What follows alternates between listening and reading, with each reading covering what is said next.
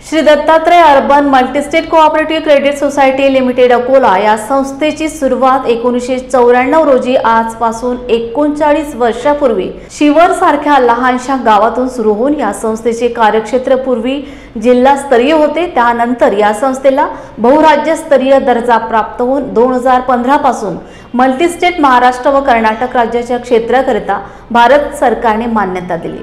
संस्थेच्या 11 शाखा असून अकोला, बुलढाणा, वाशिम जिल्ह्यामध्ये संस्थेचा विस्तार झालेला आहे। सध्या संस्थेच्या 100 कोटींच्या वर ठेवी असून त्यापैकी 60% कर्ज पुरवठा केलेला आहे।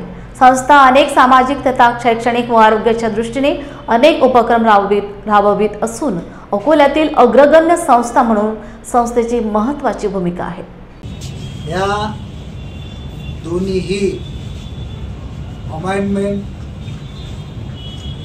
19/5/2000 सरकारच्या सहकार विभागातील मुख्य रजिस्ट्रार यांनी मान्य केल्या आणि रिसर आपल्याला मल्टीपर्पज आणि मल्टी ॲग्रिकल्चर पर्पज व्यवहार करण्याची परवानगी मिळालेली आहे।